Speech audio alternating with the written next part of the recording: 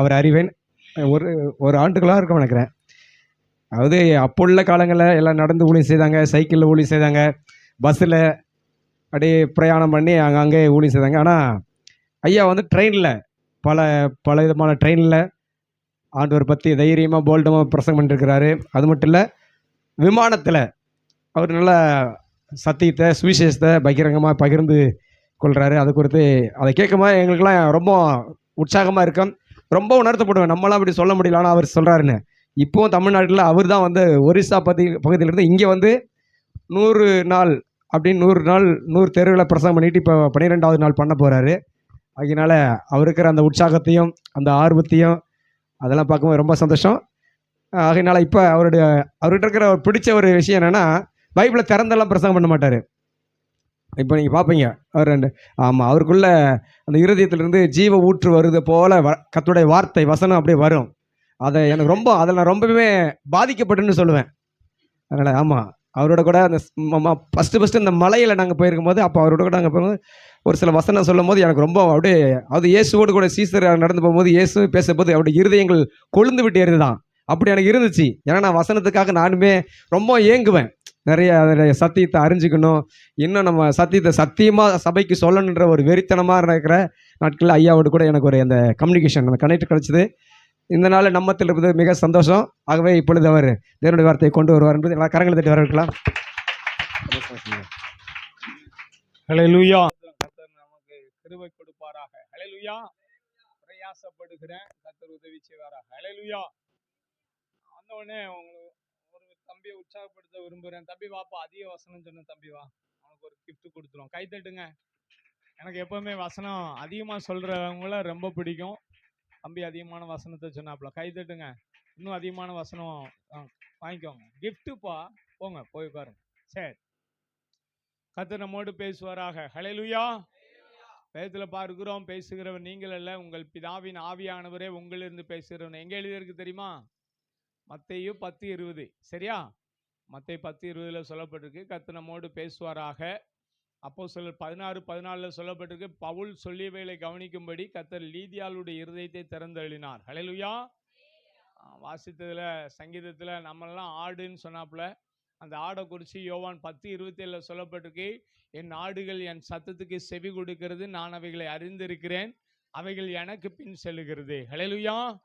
So நம்ம அவர் சத்தத்தை கேட்க போகிறோம், அவருடைய சமூகத்தில் வந்திருக்கிறோம். கர்த்தர் நிச்சயமாகவே பேசுவார் என்று சொல்லி கர்த்தருக்குள் விசுவாசிக்கிறேன். ஹல்லேலூயா. அவருடைய சமூகத்தில் முழங்கால் நிற்க கர்த்தர் கிருபை கொடுத்தார். ஏற்கனவே பிரான்சிஸ் பாஸ்டர் சர்ச்சில் ஒரு மணி நேரம் முழங்கால் நின்று கர்த்தருடைய வார்த்தையை கொடுத்துட்டு உங்கள் மத்தியில் வந்திருக்கிறேன். ஹல்லேலூயா. காரில் வரும்போது ஆண்டவர் பேசின தலைப்பை உங்களோட பேச விரும்புகிறேன். கர்த்தர் நிச்சயமாய் பேசுவார். ஹல்லேலூயா. சரி, அதுக்கு முன்னாடி கர்த்தாவே என்னோடு பேசுன்னு சொல்லி உங்கள் வலது கையை உங்கள் நெஞ்சில் வச்சுட்டு சொல்லுங்கள், இருதயத்தில் வச்சுட்டு, ஆண்டவரே நீர் என்னோடு பேசும், என் இருதயத்தை திறந்து பேசும் அப்படின்னு சொல்லி ஆண்டவருடைய சமூகத்தில் கேளுங்க. ஆண்டவரே நீர் என்னோடு பேசும். சோத்திரம். நீர் மாத்திரம் பேசும். சொல்லுங்க, நீர் மாத்திரம் பேசும், நீர் மாத்திரம் பேசும், நீர் மாத்திரம் பேசும், என்னோடு பேசும், என் மூலமாய் பேசும். இயேசு ரட்சகர் நாமத்தில் பிதாவே, ஆமென். ஹல்லேலூயா. ஹல்லேலூயா. இன்றைய செய்தியின் தலைப்பு ஜெபம். ஹல்லேலூயா. பிரேயர். ஹல்லேலூயா. கிறிஸ்தவர்கள் செய்யக்கூடிய ஒரு பெரிய பாவம் என்னன்னா, ஜெபிக்காம இருக்கிறது ஒரு பெரிய பாவம். 1 சாமுவேல் 12வது அதிகாரத்தில் 23வது வசனம் சொல்லுகிறது, சாமுவேல் தீர்க்கதரிசி சொல்கிறார், நானும் உங்களுக்காக விண்ணப்பம் செய்யாதிருப்பேன் ஆகில் அது கர்த்தருக்கு விரோதமாய் பாவம் செய்கிறவனாய் இருப்பேன், அது எனக்கு தூரமாய் இருப்பதாக சொல்லுகிறார். வாசிங்க 1 சாமுவேல் 12வது அதிகாரம் 23வது வசனம். நானும் உங்களுக்காக விண்ணப்பம் செய்யாதிருப்பேனாகில் கர்த்தருக்கு விரோதமாக பாவம் செய்கிறவனாய் இருப்பேன், அது எனக்கு தூரமாய் இருப்பதாக சொல்லுகிறார். ஜெபிக்காதது ஒரு பாவம். சாமுவேல் தீர்க்கதரிசி சொல்லுகிறார், நம்ம ஜெபிக்கல அப்படின்னு சொன்னா பாவம். முதல்ல ஏதேன் தோட்டத்துல தான் ஆதாம் ஏவாளுக்குள்ள அவங்க பாவம் செய்தாங்க, தேவனுக்கு கீழ்ப்படியாம புசிக்க கூடாதுன்னு தேவன் விளக்கின கனியை சர்ப்பத்தின் தூண்டுதலால புசித்தாங்க. அதனால தான் பாவம் பிரவேசித்ததுன்னு வேதம் சொன்னாலும் அதுல ஒரு ரகசியம் அடங்கி இருக்கு. அவங்க ஜெபிக்கல, அதனால தான் அந்த கனியை புசித்தாங்க, அதனால தான் அவங்களுக்குள்ள பாவம் பிரவேசித்தது.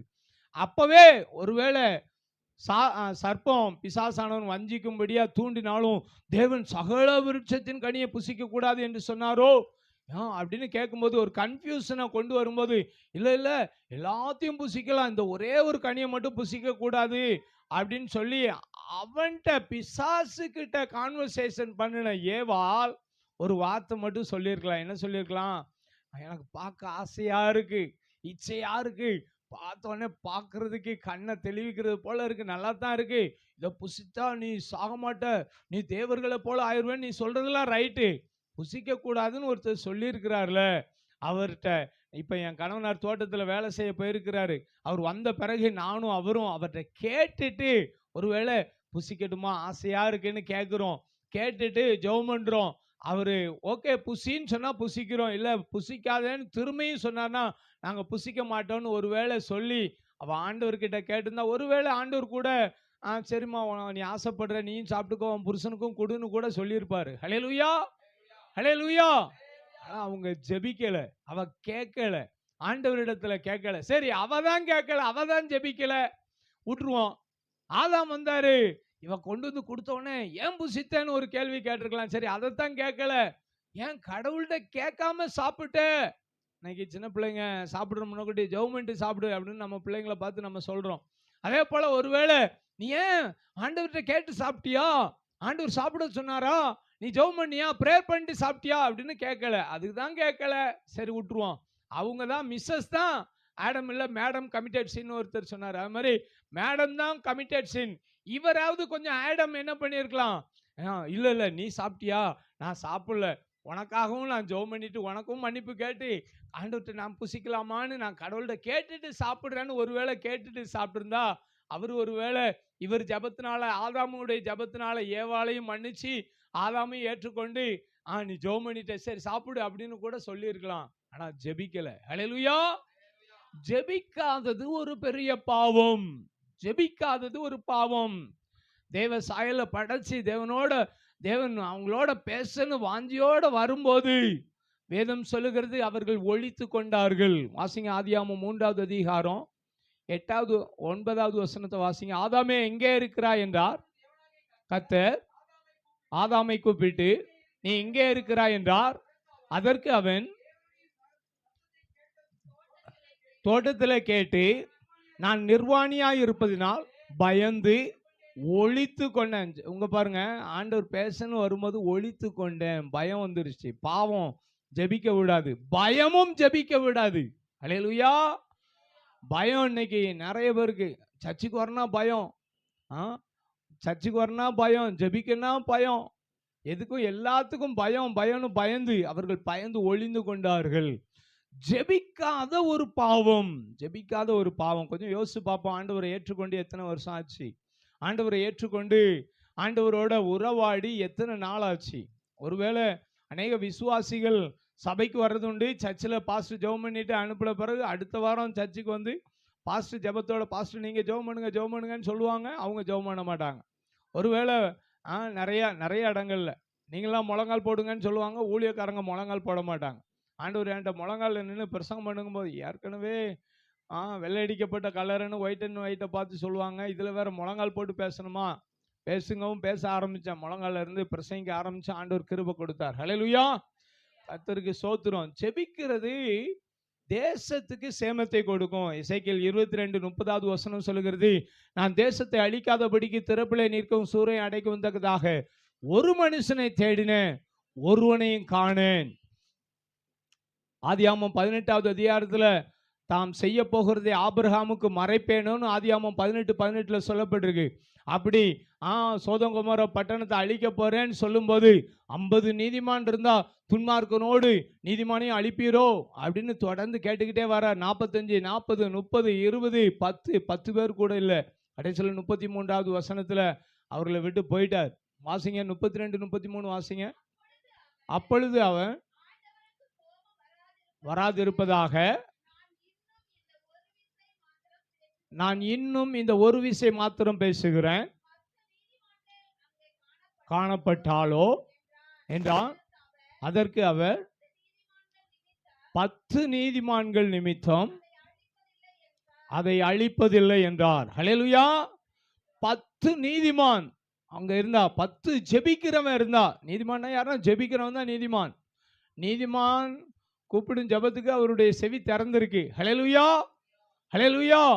வாசிங்க யாக்கோபு 5வது அதிகாரம் 15வது வசனம். விசுவாசம் உள்ள ஜெபம் பிணியாளிகளை ரட்சிக்கும். ஹல்லேலூயா. வாசிங்க யாக்கோபு 5:15. விசுவாசம் உள்ள ஜெபம் பிணியாளியை ரட்சிக்கும், எழுப்புவார். அவன் பாவம் செய்தவனானால் அது அவனுக்கு மன்னிக்கப்படும். அடுத்த வசனம். அறிக்கையிட்டு ஒருவருக்காக ஒருவர் ஜெபம் பண்ணுங்கள். அடுத்த வசனம். நீதிமான் செய்யும் ஊக்கமான வேண்டுதல் மிகவும் பலனுள்ளதா இருக்கு.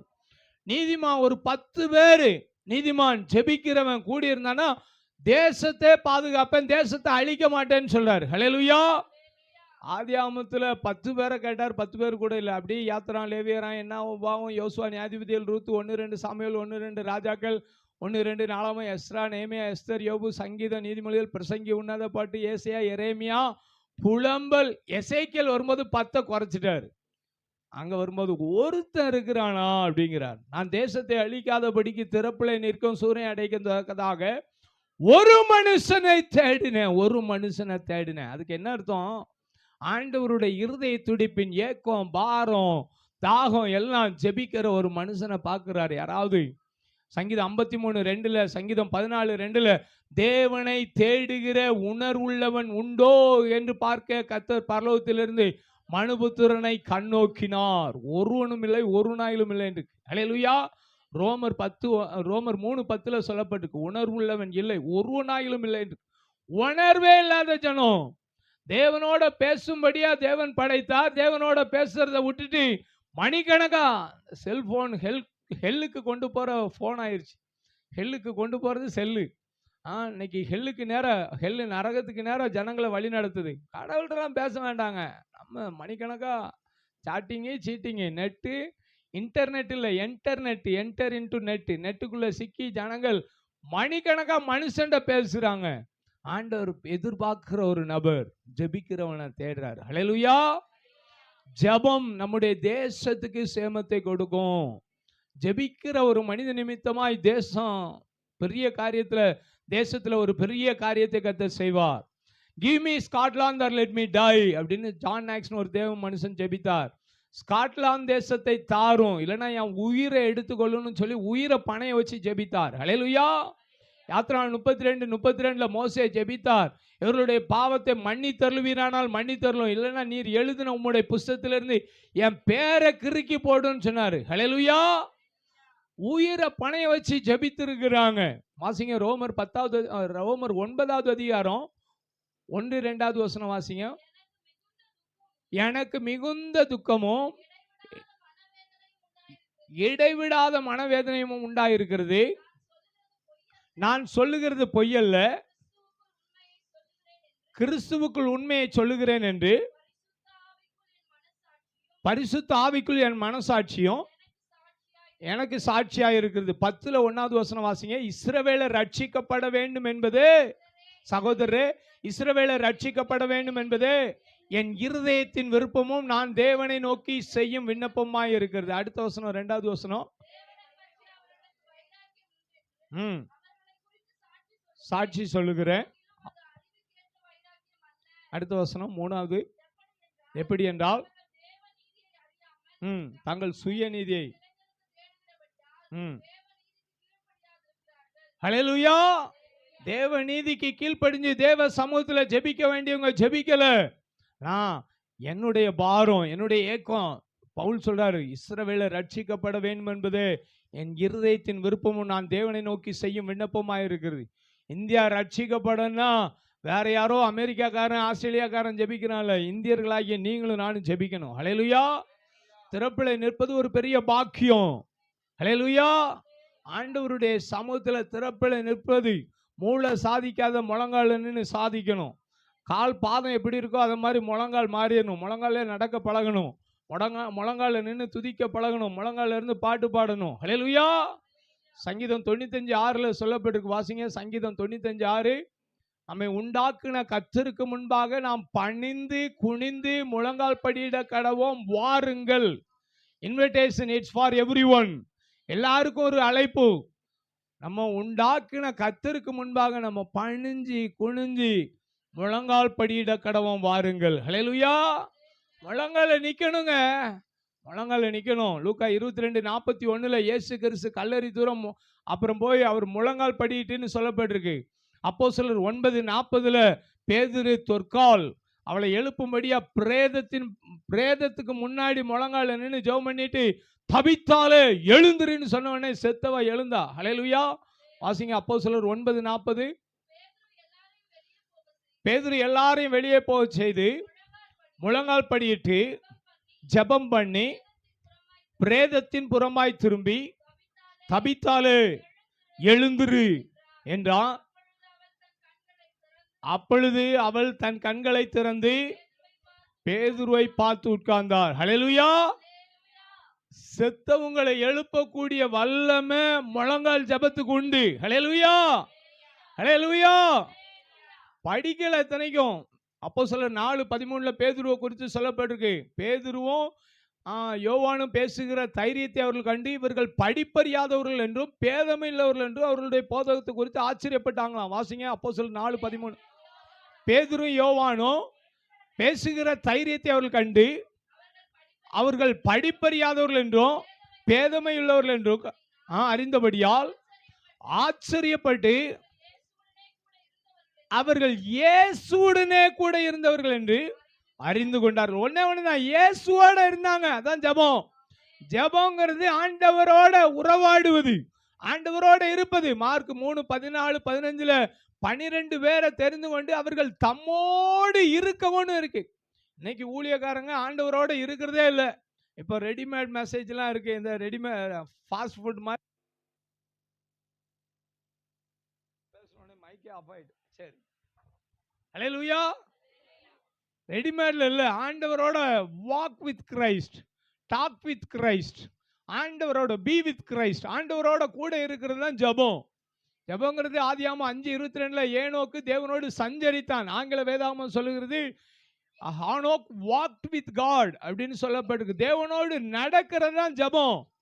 ஜெபங்கிறது நம்ம நினைச்சுக்கிட்டோம் கான்வர்சேஷன் பேசுறது right, it's right. Asking right. Walking with Christ, that's called prayer. Genesis chapter 6:9. ஆதியாகமம் 6:9 நோவா தேவனோடு சஞ்சரித்தான். ஆங்கில வேதாகமம் யாராவது வச்சிருந்தீங்கன்னா வாசிங்கன்னா நல்லா இருக்கும். Noah walked with God. வாசிங்க. Genesis chapter 6:9.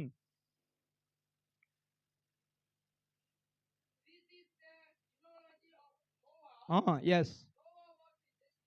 Just man, perfect in his generation. Noah walked with God. Walked with God. தேவனோடு நடக்கிறதுங்க. ஹல்லேலூயா. சோத்திரம். ஹல்லேலூயா. ஆண்டவர் எனக்கு மைக் இங்கே வச்சிட்டாரு. இருந்தாலும் மைக் சரி. சோத்திரம். கர்த்தர் சோத்திரம். ஸோ தேவனோடு நடக்கிறது. நடக்கிறதுனா எப்போ நடப்போம்? நிறைய பேர் நடக்கிறதே இல்லை. சரி. நடக்கிறது நம்ம எப்பவுமே நடக்கிறோம். டெய்லி அட்லீஸ்ட் ஒரு 10 ஸ்டெப்பாவது வீட்டுக்குள்ளனாலும் நடந்துருவீங்க. ஸோ நடப்பது தேவனோடு வேதத்தில் சொல்லப்பட்டிருக்கு. ரோமர் 8:14 சொல்லுகிறது, மேலும் எவர்கள் தேவனுடைய ஆவியினாலே நடத்தப்படுகிறார்களோ அவர்கள் தேவனுடைய புத்திரராய் இருக்கிறார்கள். Those who walked by spirit, walked in spirit, walked by spirit. ஆவியானவரோடு நடக்கிறது ஒரு அதான் உறவுங்க. That's called relationship. அதான் ஜெபம். ஜெபங்கிறது ஆண்டவரோட நடக்கிறது, ஆண்டவருடைய சமூகத்தில் நடக்கிறது. அப்படியே மணிக்கணக்காக பேசிகிட்டே இருக்கிறது. நீங்கள் மணிக்கணக்காக ஆண்டவர்கிட்ட பேசிகிட்டு இருக்கிறது. சமைக்கும் போதும் பேசலாம், எந்த நேரமும் பேசலாம். 24/7 கூப்பிடுகிற காக்கை குஞ்சுக்கும் ஆகாரம் கொடுக்கிறவர். நீங்கள் எப்போ கூப்பிட்டாலும் சரி, நான் மறு உத்தரவு கொடுக்க மாட்டேன்னு சொல்ல மாட்டார்.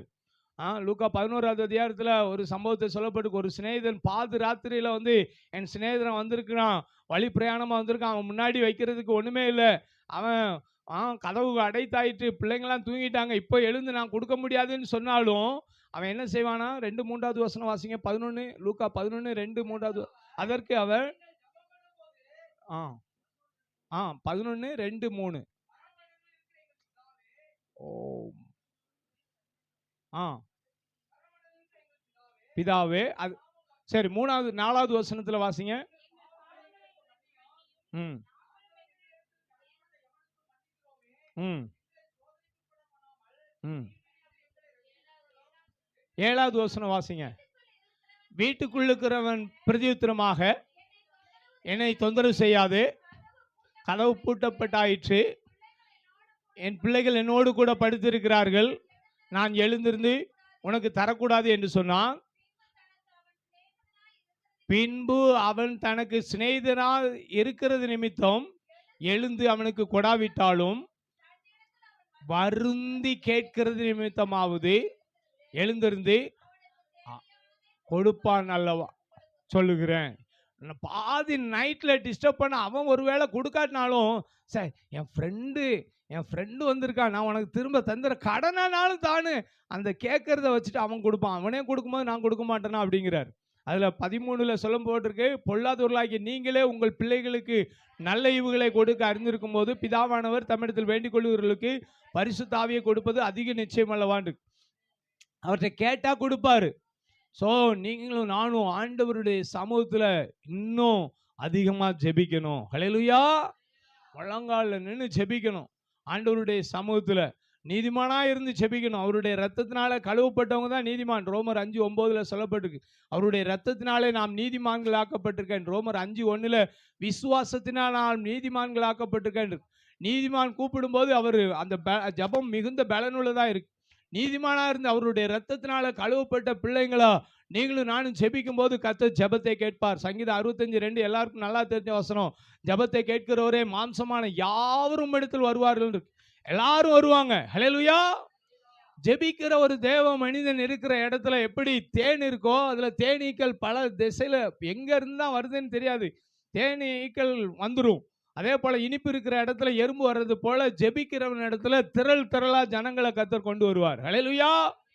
இன்னைக்கு நிறைய அதிகமா நம்ம ஊழியம் செய்ய பிரயாசப்படுறோம், நல்லது.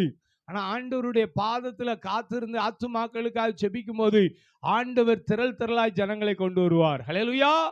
அதற்கு உதாரணமாக எஸ்ரா என்கிற ஒரு தேவ மனிதனை குறித்து வேதம் சொல்லுகிறது. எஸ்ரா இப்படி விண்ணப்பம் பண்ணி அறிக்கையிட்டு அழுது தேவனுடைய ஆலயத்துக்கு முன்பாக சால விழுந்து கிடக்கையில் இஸ்ரவேலில் புருஷரும் ஸ்திரீகளும் பிள்ளைகளுமான மகாபெரிய சபை அவனிடத்தில் கூடிற்று. ஜனங்கள் மிகவும் அழுதார்கள் என்று சொல்லி எஸ்ரா 10வது அதிகாரம் 1வது வசனம் சொல்லுகிறது. வாசிங்க. எஸ்ரா 10:1. எஸ்ரா இப்படி விண்ணப்பம் பண்ணி அறிக்கையிட்டு அழுது தேவனுடைய ஆலயத்துக்கு முன்பாக தாழ விழுந்து கிடக்கையில் இஸ்ரவேலில் புருஷரும் ஸ்திரீகளும் பிள்ளைகளுமான மகா பெரிய சபை அவனிடத்தில் வந்து கூடிற்று. ஜனங்கள் மிகவும் அழுதார்கள். ஹல்லேலூயா. ஒன்னும் எஸ்ராலும் வேத பாரம் தான், வேதத்தை நல்லா அறிஞ்சிருந்த வேத பண்டிதன் தான். ஆனா அவனுக்குள்ள ஒரு தாகம். அவங்க வரல, இவங்க வரல. அந்த சாந்தி அக்கா வரல, அதனால நானும் வரல.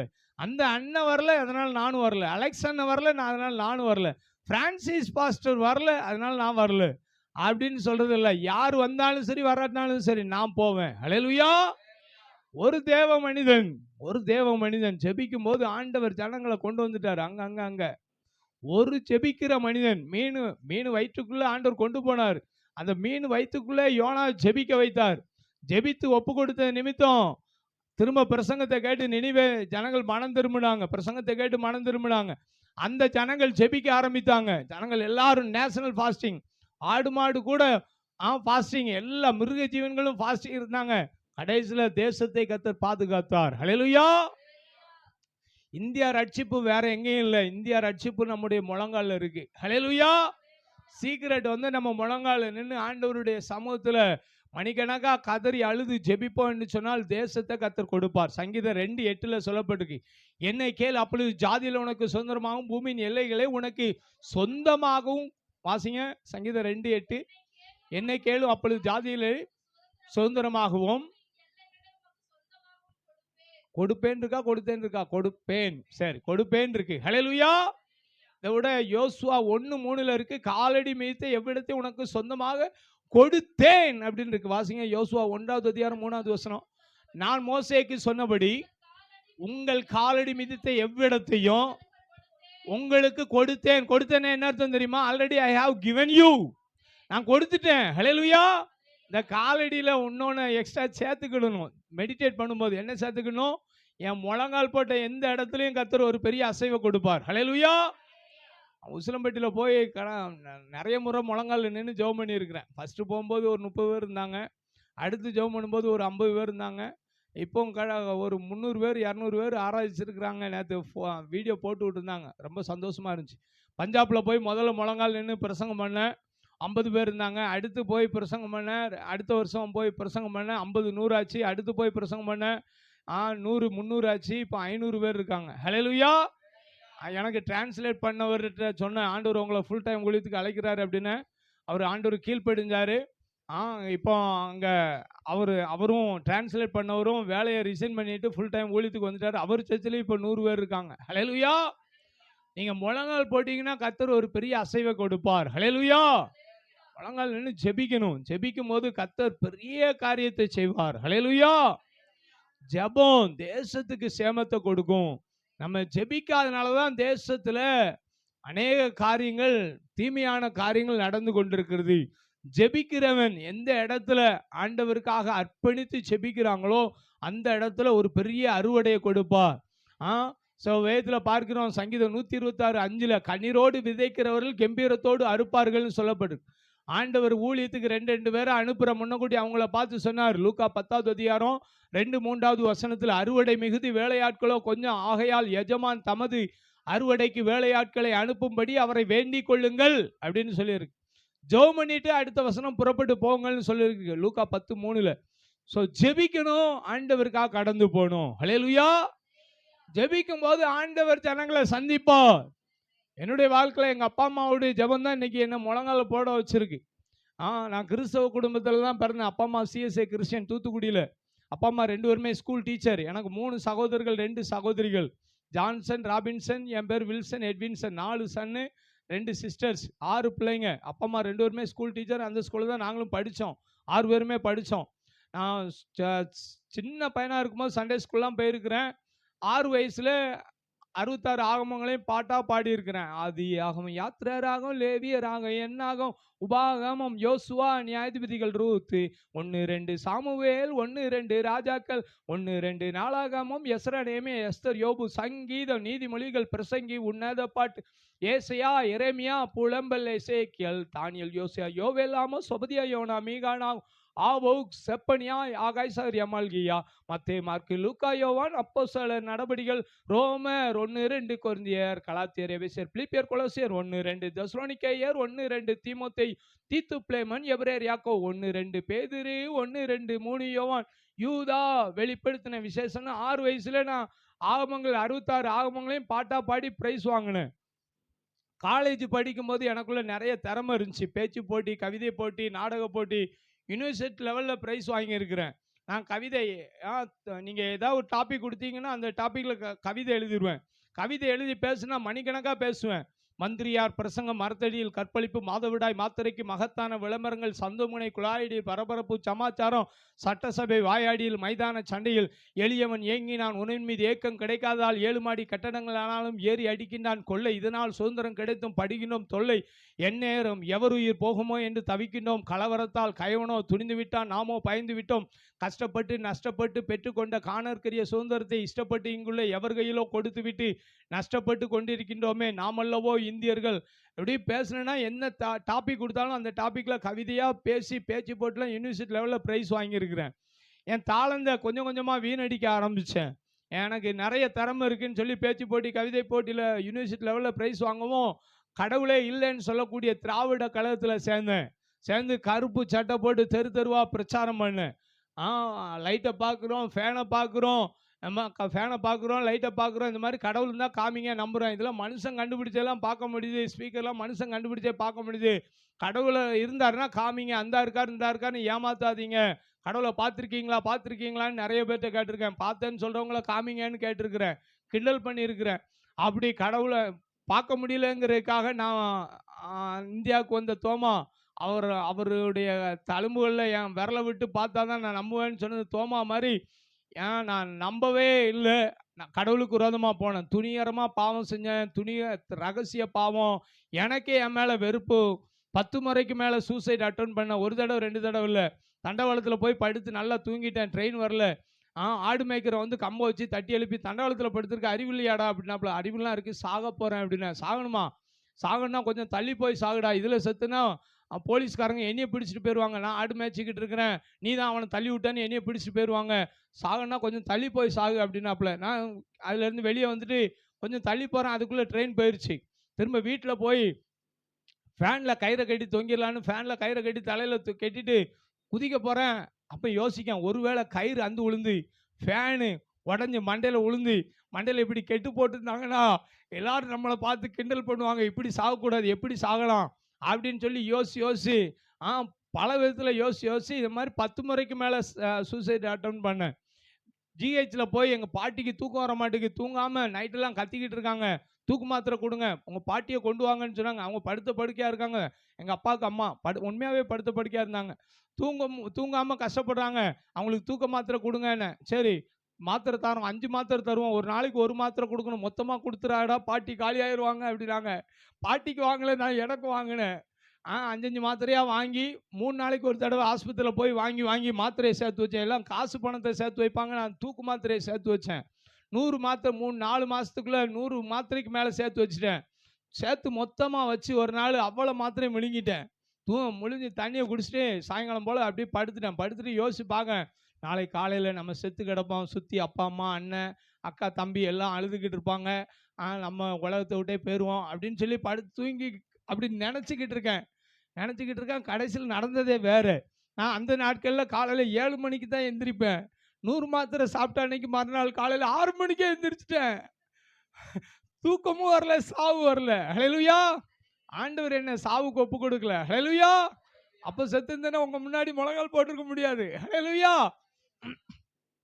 கடைசியில் இப்படி யோசி மாடியில் போய் குதிச்சிடலாம். எங்கள் அப்பா 2 மாடியில் போய் குதிச்சுட்டு செத்துட்டா பிரச்சனை இல்லை, தலை கரெக்டாக தலை உப்பர கூத்துருமா அப்படின்னு ஒருவேளை கை ஒடிஞ்சு கால் ஒடிஞ்சு இப்படி வேணாம் அப்படின்னு சொல்லி நிறையா லாரி போகும்போது குறுக்க போய் பாஞ்சு வேகமாக போய் தலையை கொடுத்துருமா, இல்லை நின்றுக்கிட்டு இருக்க லாரியில் தலை வச்சிருமா அப்படின்லாம் பயங்கரமாக தற்கொலையின் எண்ணம், தற்கொலையின் ஆவி போராட்டம் எனக்கே எல்லாமே ஃபெயிலியர். இது கேம், இதெல்லாம் பேச்சு போட்டுலாம் ப்ரைஸ் வாங்கியிருக்கிறேன். ஸ்டடியில் அரியர்ஸ், மாப்பிள்ள அரியர் இருக்கா அப்படின்னு கேட்பான். இவ்வளோ பழகிட்டு அரியர்னு கேட்குற பற்றியா, அரியர்ஸ்னு கேளுடா அப்படிமே. ஹவு மெனி அரியர்ஸ்னு கேளு அப்படிமே. அரியர்ஸாக வச்சுருந்தேன். கடைசியில் சரி நான் லவ் லெட்டர் எழுதி கொடுப்பேன், எல்லா பையனுக்கும் சக்ஸஸ் ஆகிட்டு எனக்கு கிழிச்சு தூக்கி எரிஞ்சிட்டாப்புல. லவ் ஃபெயிலியர், ஸ்டடீஸ் ஃபெயிலியர், எல்லாமே ஃபெயிலியர். சரி செத்துடலாம் அப்படின்னு சொல்லி தற்கொலைக்கு போனேன்.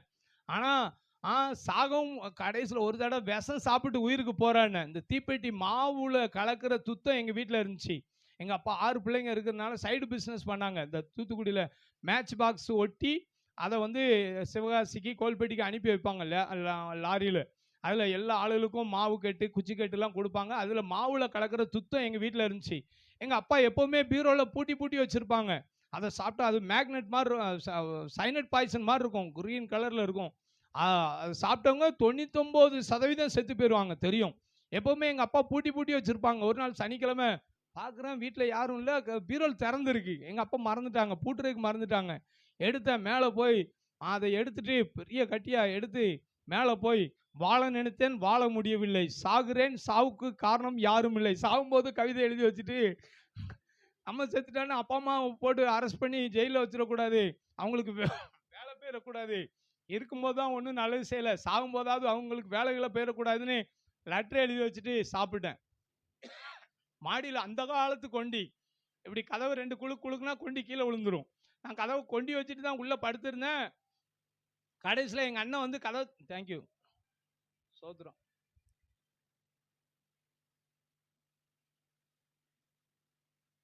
எங்கள் அண்ணன் வந்து கதவை 2 குலுக்குனாப்புல கதவு கீழே விழுந்துட்டு வந்து பார்த்துட்டு அந்த லெட்டரை எடுத்துட்டாப்புல. வாழ நினைத்தேன், வாழ முடியவில்லை, சாகுறேன், சாவுக்கு காரணம் யாரும் இல்லை. என்னடா பண்ண? விஷம் சாப்பிட்டேன் அப்படின்னேன். துத்தத்தை எடுத்து சாப்பிட்டேன் அப்படின்னேன். துத்தத்தை சாப்பிட்டியா? ஏன்டா? நம்ம வாழ விரும்பலை அப்படின்னு. உடனே கூட்டத்தை கூட்டிட்டாப்புல. அண்ணன், அக்கா எல்லாம் வந்து நம்மளை தூக்கிட்டு போய் ஆஸ்பத்திரியில் சேர்த்துட்டாங்க. யாரும் ட்ரை பண்ணிடுறாங்க. தண்ணி சோப்பு முறைய பைப்பு போட்டு ஃபுல்லாக வயிற்ற க்ளீன் பண்ணிட்டாங்க. க்ளீன் பண்ணி கடைசியில் மூக்கில் டியூப் போட்டு முட்டையில் வெள்ளைக்கரும் பாலும் ஆகாரம். வயிறு நிறைஞ்சு போச்சு, உதடு காஞ்சு போச்சு. தண்ணின்னு கேட்டேன். டாக்டர் சொன்னார் தண்ணி குடித்தா இறந்துருவான்னு சொல்லிட்டாங்க. போலீஸ்லாம் வந்து ஃபைனல் வாக்குமூலம்லாம் வாங்கிட்டாங்க. ஃபைனல் ஸ்டேட்மெண்ட்டு, தம்பி நீங்கள் செத்துருவீங்க. தெரியும், சாகணும் தான் அப்படின்னு சொல்லி போலீஸ்கார்ட்டே சொல்லியாச்சு. சாகணும் தான் சாப்பிட்டேன். யாரும் கட்டாயப்படுத்துனாங்களா? இல்லை, யாரும் கட்டாயப்படுத்தலை அப்படின்னு சொல்லவும், கடைசியில் சொல்லவும் அவங்க ஸ்டேட்மெண்ட்லாம் எழுதிட்டு போயிட்டாங்க. செத்துருவாங்கிற கண்டிஷனில் ரொம்ப சீரியஸு. ஊரே வாத்தியார் மகன் விஷம் சாப்பிட்டான், வாத்தியார் மகன் விஷம் சாப்பிட்டான்னு ஊரே ஜன்னல் வழியே பார்த்துக்கிட்டு இருக்கு. நர்ஸு விரட்டி விடுறாங்க. ஆளுங்க ஒரு குரூப் வச்சு அடுத்த குரூப் வந்து பரிதாபமாக பார்த்துக்கிட்டு இருக்கு. அப்படி பார்த்துக்கிட்டு இருக்கும்போது உள்ள அண்ணினா தாகம், பயங்கர தாகம். ஒரு 1,00,000 காசை கொடுத்து 1,00,000 வேணுமா, இல்லை 1 கிளாஸ் தண்ணி வேணுமானா 1 கிளாஸ் தண்ணி போதும்ன்றுவேன். அவ்வளவு தாகம், உதடுலாம் காஞ்சி போச்சு. ஏசு கிறிஸ்து எப்படி சிலுவையில் தாகமாக இருக்கிறேன்னாரோ அந்த தாகத்துக்குள்ளே நான் போயிருக்கிறேன். அவ்வளவு தாகம். சொன்னாங்க தண்ணி குடித்தா அப்படியே குடல் வந்து அப்படியே மெல்ட் ஆகி அப்படியே ஒட்டிரும், செத்துருவான் அப்படின்னு சொல்லிட்டாங்க. எங்கள் அப்பாட்ட சொன்னேன் தண்ணி கொடுத்து கொண்டுருங்க, நான் தான் வாழ விரும்பலை, என்னை ஏன் காப்பாற்றுறீங்க அப்படின்னு. அப்போ எங்கள் அப்பா சொன்னாங்க, இந்த உலகத்தில் கண்ணு தெரியாதவங்க, கால் நடக்க முடியாதவங்களாம் உயிரோடு இருக்காங்க. உனக்கு ஆண்டவர் என்னடா குறை வச்சார்? ஏன்டா சாகணும்னு நினைக்கிற அப்படின்னாங்க. அப்போ தான் யோசிச்சு பார்த்தேன், எனக்கு என்ன குறை? கண்ணு, கை, வாய், மூக்கு, கால் எல்லாம் நல்லா தானே இருக்குது, நம்ம ஏன் சாகணும்? அப்போ எங்கள் அப்பா பார்த்து சொன்னேன், கொஞ்சம் புத்தி தெளிந்ததுன்னு இளையகுமாரனுக்கு புத்தி தெளிந்தது போல் எனக்கு புத்தி தெளிந்துருச்சு. கொஞ்சம் எங்கள் அப்பாட்ட சொன்னேன், எப்பா தண்ணி குடிக்காமல் என்னால் இருக்க முடியாது, ஓவர் ரொம்ப தாகமாக இருக்குது, அதனால் ஒன்று செய்யுங்க அப்படின்னு. என்ன செய்யணும் அப்படின்னாங்க, கையும் காலையும் கட்டிலோடு சேர்த்து கயிறை வச்சு கெட்டி போட்டுருங்க, இல்லைன்னா நீங்கள் தூங்கின பிறகு தண்ணி குடிச்சு நான் செத்துருவேணும்னு பயமாக இருக்குது, இப்போ வாழணும்னு நினைக்கிறேன் அப்படின்னு. அல்லேலூயா. இப்போ வாழணும்னு நினைக்கிறேன், வாழணும்னு ஆசைப்பட்டு மட்டுக்கும் ஆண்டவர் உன்னை வாழ வைப்பார். கையை காலை கெட்ட வேண்டாம், நான் உனக்காக ஜெபம் பண்ணுறேன்னு சொல்லி எங்கள் அப்பா தூத்துக்குடியில் ஜிஹெச்சில் ஆஸ்பத்திரியில் நைட்டு ஃபுல்லாக அழுது ஜெபம் பண்ணாங்க. ஆண்டவரே என் மகனுக்கு ஜீவனை தாரும், என் மகனை ரட்சியும், என் மகனுக்கு ஜீவனை தாரும் அழுது ஜெபம் பண்ணாங்க. எங்கள் அப்பா காலையில் போயிடுவாங்க, எங்கள் அம்மா வருவாங்க. எங்கள் அம்மா ஆஸ்பத்திரியில் அப்படி தலையில் கை வச்சு ஜெபம் பண்ணுவாங்க. எங்கள் அப்பா அம்மாவுடைய கண்ணீரின் ஜெபம், அல்லேலூயா. ரொம்ப கதறி எங்கள் அப்பாவை ஆல் நைட் ப்ரேயர் பண்ண வச்சேன். நைட்டு ஃபுல்லாக ஆஸ்பத்திரியில் அழுது ஜெபம் பண்ணுவாங்க. அவங்க ஜெபத்தை கேட்டு ஆண்டவர் ஐசியூவில் இருந்து நார்மல் வார்டு கொண்டு வந்தார். நார்மல் வார்டில் இருந்து வீட்டுக்கு கொண்டு வந்தார், சுகத்தை கொடுத்தார். திரும்பியும் நான் ஆண்டவர் நம்பலை. திரும்பியும் கருப்பு ட்ரெஸ்ஸை போட்டு தெருவாக பேசுகிறேன். எங்கள் அப்பா அம்மா ஃபுல் ஃப்ரீடம் கொடுத்துட்டாங்க, எங்கேனாலும் போ, என்னனாலும் செய், விஷம் மட்டும் சாப்பிட்றடா அன்பு மகனே அப்படின்ட்டாங்க. திரும்பியும் நான் கடவுளே இல்லைன்னு பேசினேன். சாகவும் முடியல, வாழவும் முடியல. ஒரு நடபணமான வாழ்க்கை, ஏன்டா வாழ்கிறோன்னு எனக்கே தெரியல. அப்படி வாழ்ந்துக்கிட்டு இருக்கும்போது ஒரு 4 பேர் வந்து ஒரு யூத் மீட்டிங் கூப்பிட்டாங்க. எங்கள் அப்பா சொன்னாங்க, இவன் தான் கடவுளே இல்லைங்க, இவனை கூட்டு போங்கன்னு சொல்லி என்னை அனுப்பி வச்சாங்க. நான் போனது எதுக்குன்னா, கிறிஸ்தவங்கள கடவுளே இல்லைன்னு மாற்றணும் போனேன். இந்த ஹிந்து முஸ்லீம்லாம் திராவிட கழகத்தில் கடவுளே இல்லைங்கிற குரூப்பில் இருக்காங்க. கிறிஸ்தவங்க யாருமே இருக்க மாட்டேங்காங்க, நான் மட்டும்தானே இருக்கிறேன். கிறிஸ்தவங்கள கடவுளே இல்லைன்னு மாற்றணும் போனேன். அந்த கூட்டத்தில் ஆண்டவர் என்னையே மாற்றிட்டாரு. அல்லேலூயா. அந்த கூட்டத்தில் ஒரு கைப்பருத்தி கொடுத்தாங்க, படித்தேன். எங்கள் அம்மா அவங்க பைபிளை கொடுத்து அனுப்பியிருந்தாங்க. பைபிளை திறக்கிறேன், சங்கீதம் 53 1வது வசனம் வந்துச்சு, தேவன் இல்லை என்று மதிகேடன் தனக்குள்ளே சொல்லிக் கொள்கிறான், அவன் தன்னைத்தானே கெடுத்து அருவருப்பான கிரிகளை செய்து வருகிறான், நன்மை செய்ய ஒருவனும் இல்லைன்னு இருக்கு. கடவுளே இல்லைன்னு சொன்னால் முட்டா பையன்னு போட்டிருக்க, கடவுளை நீர் இருக்கிறது உண்மையா, சமாதானம் தாருன்னு சொல்லி கேட்டேன். செஞ்ச தப்பு எல்லாம் என் முன்னாடி வந்துச்சு. அதுக்கு முன்னாடி நான் பிரச்சாரம் பண்ணியிருக்கிறேன், தெருவில் நின்று பிரச்சாரம் பண்ணியிருக்கிறேன். எல்லாரும் பாவின்னு சொல்லியிருக்கேன், எல்லா பயிலும் பாவின்னு சொல்லியிருக்கேன், நான் பாவின்னு சொல்லலை. 2000 ஜனவரி மாதம் 15ஆம் தேதி இயேசுவே நான் பாவி, என் பாவத்தை மன்னியுன்னு சொல்லி கேட்டேன். எங்கள் அப்பா அடித்தா கூட செஞ்ச தப்பை செய்யலைன்னு சொன்னவன் நான். ஆனால் முதல்ல குற்ற உணர்வோட இயேசுவே நான் பாவி, என் பாவத்தை மன்னியுன்னு சொல்லி கேட்டேன். கண்ணை திறக்க முடியல. ஒரு 10,00,000 வால்ட் பல்பை கொண்டு அடிச்சாப்புல அப்படி வெளிச்சம். அப்படியே கீழே விழுந்துட்டேன். ஹல்லேலூயா! ஆண்டவர் எனக்கு சமாதானத்தை கொடுத்தார். ஆண்டவர் என்னை ரட்சித்தார். பாவத்திலிருந்து விடுதலை கொடுத்தார். ஒரு பெரிய பாவ இருள் என்னை விட்டு வெளியே போச்சு. ஆண்டவர் பயங்கர சந்தோஷத்தை கொடுத்தார். அன்னைக்கு என் வாழ்க்கையை ஒப்பு கொடுத்தேன். இனிமேல் நான் கருப்பு ட்ரெஸ் போட மாட்டேன், கலர் ட்ரெஸ் போட மாட்டேன், ஒயிட் அண்ட் ஒயிட் போட்டு ஊழியம் செய்வேன்னு முடிவு பண்ணேன். ஹல்லேலூயா! 26 வருஷமா ஒயிட் அண்ட் ஒயிட் தான் போட்டிருக்கேன். ஹல்லேலூயா! அன்னைக்கு என் வாழ்க்கையை ஒப்பு கொடுத்தேன். ஆண்டவரே, இதுவரைக்கும் அட்டூழியம் பண்ணிட்டேன். இன்னிலிருந்து நான் உங்களுக்கு ஊழியம் செய்வேன்.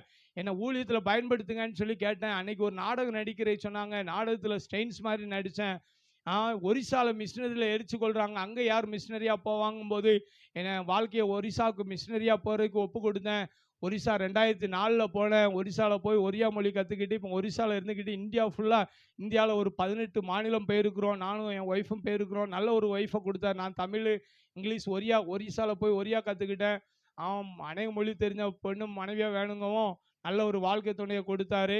ஒரு மகளை கத்தர் கொடுத்துருக்கிறார். நாங்கள் குடும்பமாக ஊழியர் செய்கிறோம். நான் தமிழ், இங்கிலீஷ், ஒரியாவில் பிரசங்கம் பண்ணுவேன். என் ஒய்ஃபு ஹிந்தியில், கன்னடாவில் டிரான்ஸ்லேட் பண்ணுவாப்புல. நான் 3 மொழி பேசுவேன். என் ஒய்ஃப் 7 மொழி பேசுவாங்க. நாங்கள் இந்தியாவில் நிறைய இடத்துல போய் நடுத்தரில் ஒரு 2000 தெருவில் பிரசங்கம் பண்ணியிருப்பேன். ஒரு 2000க்கு மேலே தான். ஒரு 200 ட்ரெயினில் பிரசங்கம் பண்ணியிருக்கிறேன். ஒரு 10 ஃப்ளைட்டில் பிரசங்கம் பண்ணியிருக்கிறேன்.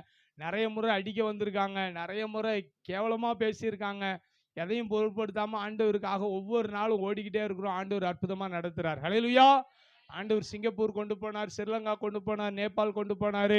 இனி வர்ற நாட்கள் ஆண்டவருக்கு சித்தமான மலேசியா, UK போகிற பிளான்லாம் இருக்குது, ஆஸ்திரேலியா போகிற பிளான்லாம் இருக்குது. கத்தர் கொண்டு போவார்னு கத்தருக்குள் விசுவாசிக்கிறேன். ஹல்லேலூயா! நான் 2025 ஜனவரி 6ஆம் தேதி ஸ்ரீலங்கா போனேன். 21 நாள் அங்கே ஊழியத்தை முடிச்சுட்டு வரும்போது 26ஆம் தேதி அங்கே 6 சர்ச்சில் அங்கே செய்கிற ஊழியத்தெல்லாம் பார்த்துட்டு அங்கே உள்ள குரூப்பில் பரவும் 6 சர்ச்சில் பிரசங்கம். இன்றைக்கி 2 சர்ச்சில் பிரசங்கம். அங்கே அன்றைக்கி சண்டே ஜனவரி 26ஆம் தேதி 6 சர்ச்சில் பிரசங்கம். 4 சர்ச்சில் 4 மணி நேரம் முழங்கால் நின்னேன். 2 சர்ச்சில் அரை மணி நேரம் முழங்கால் நின்று 5 மணி நேரம் ஒரு சண்டேல பிரசங்கம் பண்ணேன். முழங்காலே நின்று 27ஆம் தேதி ஃப்ளைட்டில் வரும்போது ஆண்டவர் சொன்னார், ஃப்ளைட்டில் சுவிசேஷத்தை சொல்லுனார். எந்திரிச்சு சொன்னேன். பக்கத்தில் இருந்த பையனை வீடியோ எடுக்க சொன்னேன். வீடியோ எடுத்தாப்புல, வீடியோ போட்டு விட்டாப்புல.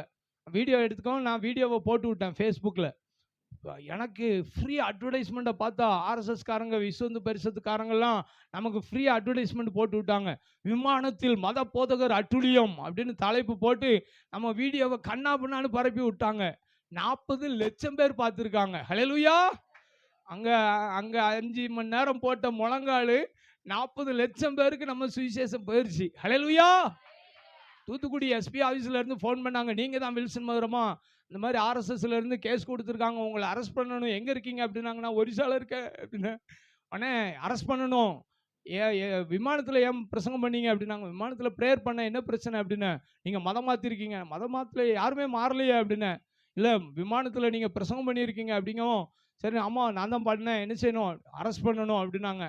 அப்படியா, நான் ஒரிசாவில் இருக்கேன். எந்த ஃப்ளைட் அப்படின்னாங்க. ஃப்ளைட் நம்பர் சொல்லுங்கள் அப்படின்னாங்க. நம்பர்லாம் தெரியாது. ஸ்ரீலங்கா ஃப்ளைட் அப்படின்னேன். ஸ்ரீலங்காவிலேருந்து எங்கே வர்ற ஃப்ளைட் அப்படின்னாங்க.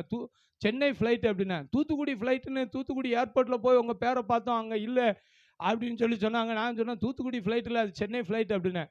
உடனே கேட்டாங்க, நீங்கள் கிளம்பும் போது பிரசங்கம் பண்ணீங்களா, பறக்கும் போது பிரசங்கம் பண்ணீங்களா, லேண்டிங் ஆகும்போது பிரசங்கம் பண்ணீங்களா? என்னடா வித்தியாசமாக ஒரு கேள்வி இருக்கே அப்படின்ட்டு நான் சொன்னேன். உண்மையை சொல்லிட்டேன். பைபிளில் சொல்லியிருக்கு, மத்தேயு 5:37 இருக்குது, உள்ளதை உள்ளதென்றும் இல்லதை இல்லதென்று சொல்லுங்கள், இதற்கு மிஞ்சின தீமை நாள் உண்டாயிருக்கும் இருக்கு. அப்படியே சொல்லிட்டேன், பறக்கும் போது பண்ணுனேன் அப்படின்னு. ஹல்லேலூயா! பறக்கும் போதா பண்ணீங்க, நல்லா சொல்லுங்க அப்படின்னு. ஆமாம், பறக்கும் போது தான் பண்ணேன். பறக்கும் போது பண்ணால் அது எங்கள் லிமிட்டில் வரல, நாங்கள் கைது பண்ண முடியும். ஹல்லேலூயா! அவங்க ஒரு டிப்ஸ் கொடுத்துட்டாங்க. என்ன டிப்ஸ் தெரியுமா? அடுத்த முறை நீங்கள் ஃப்ளைட்டில் பண்ணால் பறக்கும் போது பண்ணுங்க. ஹல்லேலூயா! அடுத்து ஃப்ளைட்டில் பறக்கும் போதெல்லாம் பண்ண ஆரம்பிச்சாச்சு. ஹல்லேலூயா! கர்த்தருக்கு சோத்திரம். எங்கள் அப்பா அம்மாவுடைய கண்ணீரின் ஜெபம் என்ன முழங்கால நிற்க வச்சது. ஹல்லேலூயா! இதே போல் நீங்களும் உங்கள் கணவனுக்காக, மனைவிக்காக, உங்கள் பிள்ளைங்களுக்காக ஆண்டவர் சமூகத்தில் முழங்கால நில்லுங்க. ஆண்டவர் தேசத்துக்கே சேமத்தை கொடுப்பார். ஹல்லேலூயா! ஹல்லேலூயா! ட்ரெயினில் ஒரு தடவை இயேசுவை பற்றி சொன்னால் தள்ளி விட்ருவான்னு கழுத்தில் கையை வச்சாப்புல. கையை வச்சுட்டு இயேசுவை பற்றி சொன்னால் தள்ளி விட்ருவேன் அப்படின்னாப்புல. சரிப்பா, இயேசுவை பற்றி சொல்ல, உனக்காக ஜெபம் பண்ணுறேன்னு அவன் தலையில் கையை வச்சேன். கையை தட்டி விட்டாப்புல. நான் சொன்னேன், ஒன்று என்னைய பிரசங்கம் பண்ண விடு, இல்லைன்னா உனக்காக ப்ரேயர் பண்ண விடுன்னு. ஹல்லேலூயா! சொன்னா சரி எனக்காக ப்ரேயர் பண்ணு அப்படின்னாப்புல. தலையில் கை வச்சேன். கை வச்சோன்னா ஆண்டவர் சொன்னார், நான் சொல்கிறது அப்படியே சொல்லுனார். ஓகே ஆண்டவர் அப்படின்ட்டு தலையில் கை வச்சுட்டு ஒரு 10 நிமிஷம் முன்னாடி ட்ரெயினில் படிக்கட்டில் உட்காந்துட்டு கீழே விழுந்து செத்து போனால் நல்லா இருக்கும்னு நினச்சிங்களா அப்படின்னு சொல்லிட்டு அடுத்து சொன்னேன், 4 கம்பெனியில் வேலை பார்த்துருக்கீங்க, இப்போ 5வது கம்பெனியில் வேலை பார்க்கீங்க, நிம்மதி இல்லை, எங்கேயாவது இறங்கிடலாமான்னு யோசிக்கிறீங்க அப்படின்னு தலையில் கை வச்சிருக்கேன். அப்படியே குனிறான். அப்படியே குனிற ஆளை அப்படியே பார்க்குறேன். அப்படியே குனிஞ்சு என் காலை பிடிச்சிட்டு நீங்கள் தான் கடவுள், நீங்கள் தான் கடவுள் அப்படின்னா. நான் கடவுள் இல்லைப்பா, நீ சொன்னல வெளிநாட்டு கடவுள், அவரை பற்றி பேசாத, இயேசு வெளிநாட்டு கடவுள்னு சொன்னல, அந்த வெளிநாட்டு கடவுள் தான் உன்னை பற்றி சொல்கிறாரு அப்படின்னு சொன்னேன். ஹல்லேலூயா. திரும்ப அவன் கையில் மொபைலை கொடுத்துட்டு, நான் இப்போ பிரசங்கம் பண்ணட்டுமா, இந்த இயேசுவை பற்றி சொல்லட்டுமா, உன் மனசில் உள்ள எப்படி என் மைண்ட் வாய்ஸ் எல்லாம் சொல்கிறீங்க, எப்படி சொல்கிறீங்க அப்படின்னாப்புல. நான் உன்ன மாதிரி சாதாரண மனுஷன் தான், நானும் உன்னைய மாதிரி தற்கொலைக்கு போனவன் தான், என்னையும் ஆண்டவர் வாழ வச்சாரு, நீ இயேசு நம்மன்னு சொல்லி இயேசுவை பற்றி சொல்லி அவனுக்கு சொல்லிட்டு அதுக்கப்புறம் அவன்கிட்ட சொன்னேன், இந்த இயேசுவை பற்றி இப்போ பிரசங்கம் பண்ணட்டுமா அப்படின்னா, பிரசங்கம் பண்ணுங்க அப்படின்னாப்புல. எனக்கு ஒரு ஹெல்ப் பண்ணு அப்படின்னா, என்ன அப்படின்னாப்புல, வீடியோ எடு அப்படின்னு மொபைல் அவர் கையில் வீடியோ எடுக்க சொல்லி திரும்ப நான் பிரசங்கத்தை கன்டினியூ பண்ணேன். ஹல்லேலூயா. கழுத்தில் கையை வச்சவன் காலில் விழுந்தான், காலில் விழுந்துட்டு மொபைலில் வீடியோ எடுக்கிறதுக்கு நமக்கு வீடியோகிராஃபர் ஆகிட்டாப்புல. ஹல்லேலூயா. மூளை சாதிக்காத முழங்கால இருந்து சாதிக்கலாம். ஹல்லேலூயா. ஜெபம் என்பது கேட்பது மாத்திரமல்ல, கேளுங்கள் அப்பொழுது உங்களுக்கு கொடுக்கப்படும், தேடுங்கள் அப்பொழுது உங்களுக்கு தேடுங்கள் தேடுங்கள் அப்பொழுது கண்டறிவீர்கள், தட்டுங்கள் அப்பொழுது உங்களுக்கு திறக்கப்படும். மத்தேயு 7:7-8 சொல்லப்படும். கேட்கிற எவனும் பெற்றுக்கொள்ளுகிறான், தேடுகிறவன் கண்டடைகிறான். ஹல்லேலூயா. தட்டுகிறவனுக்கு திறக்கப்படும். கேட்கறது மட்டும் கேட்கறதோட விட்டு போயிடக்கூடாது. உங்க வீடு பூட்டி இருக்கு, உங்க மகா வாராப்ல, எம்மா கதவு தரமா, கதவு தரமா, நீங்க உள்ள டிவி சவுண்டா வச்சு டிவி பார்த்துக்கிட்டு இருக்கீங்க, எம்மா கதவு தரமா, 2 தடவை பாப்பாப்புல, அடுத்தாப்புல தேடுவாப்புல, பக்கத்து வீட்டுக்கார அக்காட்ட, அக்கா எங்க அம்மா பார்த்தீங்களா, உங்க அம்மா வீட்டுக்குள்ளே தான் இருக்குமா, வெளியே கதவு கொண்டு வைக்கல, உள்ளதான் இருக்கு, வெளியவே வரல, உங்க அம்மா ஏதோ டிவி பார்த்துக்கிட்டு இருக்கு அப்படிங்க. அந்த குழந்தை என்ன செய்யும், தட்டு தட்டுன்னு தட்டும். கதவை தட்டுல உள்ள இருந்துட்டு ஓடி வரும், கதவை உடைச்சிடாதடி பாதவத்தி அப்படின்ட்டு கதவை திறக்கும். அதே போல பரலோகத்தில் நீங்க கதவு தட்டுறதான் ஜெபம். ஆண்டவருடைய சமூகத்தில் இந்த நாளில் ஒரு தீர்மானம் எடுத்து, நான் ஜெபிப்பேன் ஆண்டவரே. நான் ஜெபிக்காதனால ஜனங்கள் அழிஞ்சுக்கிட்டு இருக்காங்க. கொரோனால 150 கோடி பேர் செத்து போயிட்டாங்க. கொரோனால ஊசி நுனி அளவு இருக்கக்கூடிய வைரஸ்னால 150 கோடிக்கும் மேற்பட்ட ஜனங்கள் செத்து போயிட்டாங்க. அதுக்கு காரணம் நம்ம அப்போ ஜெபிக்காதனால அது ஒரு காரணம். இப்போ ஜெபிக்கல, கொரோனாக்கு அப்புறம் தரணா வரப்போதா, பரணா வரப்போதா, என்ன வைரஸ் வரப்போதோ தெரியாது. ஆனால் கடைசி நாளில் வரும்னு சொல்லப்பட்டிருக்கு. மத்தேயு 24:7 தேசத்துக்கு விரோதமா தேசம் எழும்பும், பஞ்சங்களும் கொள்ளை நோய்களும் பூமி அதிர்ச்சிகளும் பல இடங்களில் உண்டாகும்னு சிம்டம் எல்லாம் சொன்னது போலவே நடந்துகிட்டு இருக்கு. அவருடைய வருகைக்கு முன்பதாக நீங்களும் நானும் ஜெபிப்போம், ஜெபத்தில் அர்ப்பணிப்போம். ஆண்டவரே நான் ஜெபிப்பேன் ஆண்டவரே, தேசத்துக்கு சேமத்தை கொடுக்கக்கூடிய ஒரு ஜெபம், தேசத்துக்காக நான் திறப்புல நிற்பேன், நான் மன்றாடுவேன். எஸ்தர் ராஜாத்தி, அக்கா பேர் எஸ்தர் ராஜாத்தி ஜெபம் பண்ணாங்க. என்ன ஜெபம் பண்ணாங்க, நீர் போய் சூசானியில் இருக்கிற யூதரை எல்லாம் கூடி வர செய்தி, எனக்காகவும் என் தாதிமாருக்காகவும் உபவாசம் பண்ணுங்கள், நானும் என் தாதிமாரும் உபவாசம் பண்ணுவோம், 3 நாள் அல்லும் பகலும் புசியாமலும் குடியாமலும் இருந்து நானும் என் தாதிமாரும் உபவாசம் பண்ணுவோம், இவ்விதமாய் சட்டத்தை மீறி ராஜாவின் இடத்தில் பிரவேசிப்பேன், நான் செத்தாலும் சாகிறேன் என்று சொல்ல சொன்னார். எஸ்தர் 4:16-17 சொல்லப்பட்டு. அப்படி ஆண்டவருடைய சமூகத்தில் நான் செத்தாலும் பரவாயில்ல, ஃபாஸ்டிங்கில் இருப்பாண்டவரை, முழங்கால நிற்பாண்டவரை, முழங்கால் வலிச்சாலும் பரவாயில்ல, முழங்கால நடப்பாண்டவரை, முழங்கால துதிப்பாண்டவரை, முழங்கால செபிப்பாண்டவரை, முழங்கால நிற்கும் போது ஆண்டவர் மனம் இறங்குவார். ஹல்லேலூயா. முழங்கால் நின்று பாருங்க. ஸ்கூல்ல தப்பு பண்ணவனுக்கு கொடுக்கக்கூடிய தண்டனை தான் முழங்கால். அப்படின்னு சொல்லி நாட்டி பாய்ஸுக்கு தண்டனை கொடுக்குற, இது தண்டனை இல்லை, இது அன்பின் மிகுதியில நிரம்பி ஆண்டவர் ஆராதிக்கிறதுக்கு நம்ம அர்ப்பணிக்கக்கூடிய.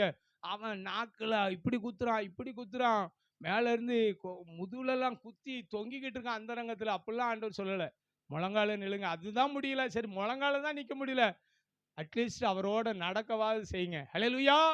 நடக்கும்போதெல்லாம் பேசுங்க, ஆண்டவரேன்னு மனம் விட்டு பேசுங்க. ஒன்றுமே இல்லையா, யாரும் தப்பாக நினச்சிருவாங்க. இப்போ யாருமே தப்பாக நினைக்க மாட்டாங்க. முன்னாடிலாம் யாராவது ஒருத்தன் பேசிட்டே போனான்னா ஏதோ மைண்டு சேஞ்ச் ஆகிடுச்சு போலன்ட்டு, இப்போ காதில் நினச்சா வச்சுக்கிட்டு பாட்டுக்கு பேசிக்கிட்டே போகிறாப்புல. அது மாதிரி நீங்களும் சும்மானாலும் வச்சுக்கிட்டு பேசிட்டே போங்க, ஆண்டவர்கிட்ட பேசுங்க. ஹல்லேலூயா. ஹெல்மெட்டை போட்டு விட்டு பாட்டுக்கு கண்ணீரோடு அழுது ஒரிசால ஜெபம் பண்ணிட்டே போவேன். போன வருஷம் ஒரு ஆக்சிடெண்ட்டு, பைக்கில் போகிறேன், பின்னாடி பஸ்காரன் வந்து தட்டி விட்டான். நான் இடது பக்கம் நான் இடது பக்கம் விழுந்திருந்தேன்னா காலியாக இருப்பேன், வலது பக்கம் விழுந்துட்டேன். அவன் பஸ்காரன் தட்டி விட்டான், தப்பிச்சாச்சு. அடுத்து காரில் போகும்போது காரு மலையிலேருந்து இறங்கும்போது நியூட்ரு பண்ணக்கூடாதான், நான் நியூட்ரு பண்ணிட்டேன். கண்ணா பின்னான்னு போய் 2 பேரும் கார் சைடு செவுத்துல முட்டி நின்றுச்சு. கவுந்துச்சுன்னா குப்புற கவுந்துச்சுன்னா ஒரு 200 அடி ஆழத்தில் 2 பேரும் கீழே போயிருப்போம், காலியாக இருப்போம். 2, 3 ஆக்சிடென்ட் ஆண்டவர் பாதுகாத்தார். பைக்கில் போன ஆக்சிடென்ட்டு, இதில் இப்படி விரல வைக்கிறேன், பைக்கு இங்கெல்லாம் ஆக்சிடென்ட் ஆச்சுன்னா ஏதாவது சிம்டம் போட்டிருப்பாங்க. அங்கே ஒன்றும் இல்லை, ஃபுல்லாக லைட்டு கிடையாது, ஸ்ட்ரீட் லைட்லாம் கிடையாது. வண்டியில் போகும்போது என் பைக்கில் லைட் எரியலை. பைக்கில் போகிறேன், கரெக்டாக ஒரு லாரி நின்றுக்கிட்டு இருந்த லாரி ஆக்சிடென்ட் ஆகி நின்றுக்கிட்டு இருந்திருக்கு. அந்த லாரியில் போய் மோதிட்டேன். ஹெல்மெட்டு உடஞ்சி கிளாஸ் இதில் குத்தி, இதில் 7 தையல். இப்படி விரல உள்ளே விடுறேன், விரல் இந்த அளவுக்கு உள்ளே போகுது. முடிஞ்சது இன்னைக்கு அப்படின்னு நினச்சேன். ஹல்லேலூயா. கடைசியில் இதில் 7 தையல் போட்டாங்க. திரும்ப கடைசியில் அதுவும் எங்கள் கிராமத்தில் இந்த 10th ஃபெயில் ஆகி ஒருத்தர் மெடிக்கல் வச்சிருக்கிறார். சாக்கு தைக்கிற ஊசியை வச்சுட்டு இப்படி குத்துனார் முகத்தில். அப்படியே தச்சார். ஜெபம் பண்ணிட்டு சோத்திரம் ஆண்டவரே அப்படின்னு சொல்லி ஆண்டவருக்கு ஒப்பு கொடுத்து ஆண்டவருக்காக ஊழியம் செய்கிறோம். ஹல்லேலூயா. எத்தனையோ முறை செத்து போக வேண்டியது, ஆனால் ஆண்டவர் ஜீவனோட வச்சிருக்கிறார். நானே சாகணும்னு நினைக்கும் போதே ஆண்டவர் சாக விடலை. ஹல்லேலூயா. எத்தனையோ போராட்டம். வீட்டில் வந்து சொல்றாரு, 15 நாள் டைம் தரேன், ஒரு சவுட்டு ஓடி போயிடலன்னா உயிரோட ஒன்று தோலை உரிச்சிருவேன் அப்படிங்கிறாரு. அப்படியா, சரி அப்படின்னு சொல்லிட்டு சரி செய்கிறது செய்யுங்க அப்படின்னா, போயிருவியா போக மாட்டியா, அது 15 நாளைக்கு அப்புறம் பார்த்துக்கலாம் அப்படின்னு சொல்லிட்டு சொல்கிறாங்க. கெட்ட வார்த்தை போட்டு பேசிட்டு ஒரு ஆர்எஸ்எஸ்காரன் கத்துன்னு கத்திட்டு போயிட்டாப்புல. குணா பேர், அவர் பேர். கத்துன்னு கத்திட்டு போயிட்டாப்புல. நான் ஜெபம் பண்ண, ஆண்டவரே எனக்கு 15 நாள் டைம் வச்சிருக்கிறாருப்பா, நீங்கள் பார்த்துக்கோங்க அப்படின்னு நான் ஜெபம் பண்ணிட்டு தூங்கிட்டேன். ஹல்லேலூயா. காலையில் 5 மணிக்கு வந்து கதவு தட்டுறாரு. நம்ம காலையில் பிள்ளைங்களோட நான் ஒரு 30 பிள்ளைங்களை ஒரிசாவில் வளர்த்தேன், அப்பா அம்மா இல்லாத பிள்ளைங்களை. இப்போ 5 பேர் ஃபுல் டைமாக ஊழியத்தில் இருக்காங்க. ஜீசஸ் ஏஜ் சில்ட்ரன் ஹோம்னு ஆர்ஃபனேஜ் வச்சுருந்தேன். அந்த பிள்ளைங்களோட ஜபத்தில் உட்காந்துருக்கிறேன். ஆரம்ப ஜெபம் பண்ணியிருக்கு. பிள்ளைங்க பாட்டு பாட போகிறாங்க, கதவு தட்டுறாங்க. என்னடா கதவு தட்டுறாங்களேன்னு ஜன்னல் வழியாக பார்க்க, அதே குணா வந்திருக்காரு. நான் நினச்சேன், பிள்ளைங்களாம் பாடாதீங்க நிறுத்துங்க அப்படின்னு நிறுத்திட்டு, நான் நினைக்கிறேன் இப்போ கையில் கத்தி வச்சிருக்கிறாரு, நம்ம கதவு திறக்க போகிறோம், நம்மளை இப்படி குத்த போகிறாரு, நம்ம ஆண்டவருக்காக ரத்த சாட்சியாக மறிக்க போகிறோம், கடைசியாக ஒப்பு கொடுத்துருவோம், ஏசப்பா ஸ்தேவான மாதிரி என் ஆவியை ஒப்பு கொடுக்குறேன் அப்படின்னு சொல்லி ஒப்பு கொடுத்துருவோம் அப்படின்ட்டு ஏசப்பா அப்படின்னு சொல்லிக்கிட்டே, என்னடா 15 நாள் டைம் கொடுத்தாரு, காலையிலே வந்துட்டாரு அப்படின்னு சொல்லிட்டு அப்படியே மெதுவாக போய் கதவு திறக்கிறேன். திறந்த உடனே காலில் உளுந்து அடிச்சால் மாதிரி ஏங்கி ஏங்கி அழுகிறாரு. என்னடா அமைதியாக வந்து கதவு தட்டினவர் திடீர்னு காலில் விழுந்து அழுகிறாரு அப்படின்னு பார்க்குறேன். அழுது, என்ன மன்னிச்சிட்டேன்னு சொல்லுங்க அப்படின்னாரு. எனக்கு ஒன்றும் புரியல. என்னடா மன்னிச்சிட்டேன்னு சொல்லுங்க. சரி மன்னிச்சிட்டேன் உட்காருங்க அப்படின்னு சொல்லி உட்கார வச்சு அவருக்கு இந்த மாதிரி தண்ணியை கொடுத்து, தண்ணியை குடிக்க வச்சு, கொஞ்சம் குடிச்சுக்கிறேன். தேங்க்யூ. இதான் மைண்ட் வாய்ஸ் தெரிஞ்சிருக்காப்புல. சரி சோத்துறோம். சரி, அவர் தண்ணியை கொடுத்து தண்ணி குடிக்க வச்சு உட்கார வச்சுட்டு, என்ன நடந்துச்சு, நேத்தானே கொலை பண்ணுவேன்னு சொன்னீங்க, இப்போ வந்து மன்னிப்பு கேட்கீங்களே, என்ன நடந்துச்சு? நீங்கள் ஒரு ஆளை அனுப்பிட்டீங்க. நான் யாரையும் அனுப்பலையே. இல்லை, நீங்கள் ஒரு ஆளை அனுப்பிட்டீங்க. நான் யாரையும் அனுப்பலையா, உண்மையிலே நான் யாரையும் அனுப்பலை. இல்லை, அவர் வந்தார், நைட்டு 12, 1 மணி இருக்கும், நான் படுத்து நல்லா தூங்கிட்டு இருந்தேன், என்னை தட்டி எழுப்பினாரு. தட்டி எழுப்பி என் தாசனாய் வில்சன்ட்ட போய் மன்னிப்பு கேளுனாரு. நான் நைட்டே கண்ணை திறந்து பார்க்க யாருமே இல்லை, கண்ணை மூடி இருக்கேன், வெள்ளை அங்கி போட்டிருந்தாரு. ஹல்லேலூயா. எல்லாம் அங்கி போட்டு என்கிட்ட வந்து என் தாசனாய் வில்சன்ட்ட போய் மன்னிப்பு கேளுனார். நான் நைட்டே வந்து காலிங் பெல்ல தட்டினேன். காலிங் பெல்ல அமுக்கணும், நாங்கள் நைட்டு காலிங் பெல்ல ஆஃப் பண்ணி வச்சுருவோம். காலிங் பெல்ல அமுக்குனேன், நைட்டு நீங்கள் கதவு தட்டினேன், கதவு திறக்கலை அப்படின்னு சொல்லி சொன்னார். அந்த ஆள் என்னை நைட்டு ஃபுல்லாக தூங்க விடல. கண்ணை முழிக்க யாருமே இல்லை, கண்ணை மூடி இருக்கேன், போய் மன்னிப்பு கேளுன்னாரு. அதனால தான் காலையிலே இப்போ 5 மணிக்கு வந்தேன் அப்படின்னு சொன்னார். ஹல்லேலூயா. ஹல்லேலூயா. நம்ம முழங்காலில் நின்றுனா ஆண்டவர் நமக்காக யுத்தம் பண்ணுவார். யாத்திராம் 14:14 இருக்கு, கர்த்தர் உங்களுக்காக யுத்தம் பண்ணுவார், நீங்கள் சும்மா இருப்பீர்கள். அந்த சும்மா இருப்பீர்கள் வார்த்தையில நீங்க ஜெபம் பண்ணுவீங்க. ஹல்லேலூயா. சும்மா உலக மனுஷனுக்கு பார்க்கறதுக்கு சும்மா இருக்கிறது, நம்ம சும்மா தான் இருக்கிறோம், ஜெபத்தில் விதைச்சிக்கிட்டே இருக்கிறோம். ஜெபங்கிறது ஒரு விதையை போல.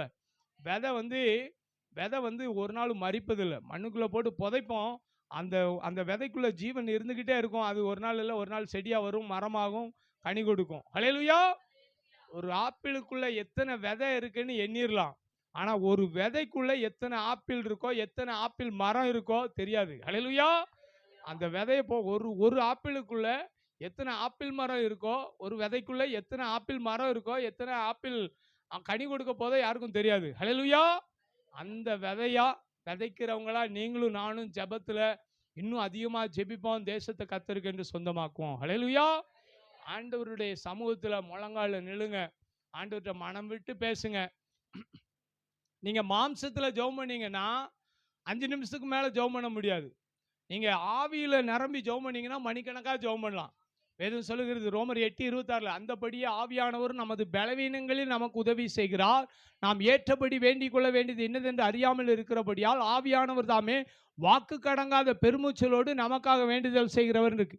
இந்த ஆவியின் பலத்துல நீங்க ஜெபம் பண்ணீங்கன்னா மாம்ச பலத்தை மேற்கொள்ள முடியும். மாம்சம் சொல்லும், முழங்கால் போடாத, முழங்கால் தேஞ்சிரும், முழங்கால் வலிக்குண்டா, உட்காந்துரா, ஒரு மாதிரி முழங்கால் கடுத்து இருக்கிற மாதிரி இருக்கு அப்படின்னு அப்படியே மாம்சம் சொல்லும். இல்லை இல்லை, நான் மாம்சமோ பலவீனம் எழுது, ஆவியோ உற்சாகம் எழுதுன்னு இருக்கு. நான் ஆவியில நிரப்பப்பட்டிருக்கேன்னு, நான் ஆவியில. நீங்க மாம்சத்துல ஜெபம் பண்ணிட்டு மணியை பார்க்காம இங்கிட்டு திரும்பி ஜெபம் பண்ணிட்டு திரும்பி ஒரு 5 நிமிஷத்துக்குள்ள திரும்பி பார்த்தீங்கன்னா ஏதோ 2 மணி நேரம் ஜெபம் பண்ண மாதிரி இருக்கும். பார்த்தீங்கன்னா 5 நிமிஷத்தை தாண்டி இருக்காது. என்னடா வாழ்க்கை நின்றுச்சா அப்படிங்கிறது போல தான் பார்ப்பீங்க. ஆனா ஆவியில ஜெபம் பண்ணீங்கன்னா அப்படியே மணிக்கணக்கா ஜெபம் பண்ணுவீங்க. ஹல்லேலூயா. நான் ஒரிசால இருந்து தூத்துக்குடிக்கு எங்கள் அப்பா அம்மா பார்க்க ஒரு முறை வந்திருக்கும் போது வீட்டில் ஜெபம் பண்ணிக்கிட்டு இருந்தேன். நைட்டு ஃபேமிலி ப்ரேயர் எல்லாரையும் கூப்பிட்டு ஜெபம் பண்ணிட்டு செய்தி கொடுத்து அவங்க பயங்கர சந்தோஷம் எல்லாருக்கும். ஜெபம் பண்ணிட்டு எல்லாம் படுத்துட்டாங்க, எல்லாம் தூங்கிட்டு இருக்காங்க. நான் ஒரு 10:30க்கு முழங்காலில் நின்னேன். எங்கள் அப்பா வந்து அப்படியே இருட்டில் எல்லாம் தூங்குறாங்களா அப்படின்னு அப்படியே பார்த்தாரு. பார்த்துட்டு 10:30க்கு ஒரு ஆள் நடக்கிறதுன்னு தெரியுமில்ல, அப்படியே நடந்துட்டு போனாப்புல. திரும்ப 11:30க்கு வந்து பார்த்தாப்புல. 11:30க்கு நான் முழங்கால் நின்னேன். திரும்ப ஒரு 2 மணிக்கு பார்த்தாப்புல முழங்கால் நினைக்கவும் எங்கள் அப்பா சொன்னாங்க, டேய் ஓவரா ஜெபம் பண்ணாடா, ஆண்டவர் ஏனோக்கை எடுத்த மாதிரி ஒன்று எடுத்துட போறாரா. ஹல்லேலூயா. ஹல்லேலூயா. அந்த ரங்கத்தில் ஜெபிக்கிற ஜெபம் வெளியரங்கமா பலன் கொடுப்பார். ஹல்லேலூயா. மத்தேயு 6:6 சொல்லப்பட்டிருக்கு, நீயோ ஜெபம் பண்ணும்போது உன் அறை வீட்டுக்குள் பிரவேசித்து உன் கதவை பூட்டி அந்த ரங்கத்தில் பார்க்கிற உன் பிதாவை நோக்கி ஜெபம் பண்ணு, அப்பொழுது அந்த ரங்கத்தில் பார்க்கிற உன் பிதா உனக்கு வெளியரங்கமாய் பலன் அளிப்பார். ஹல்லேலூயா. Secret prayer.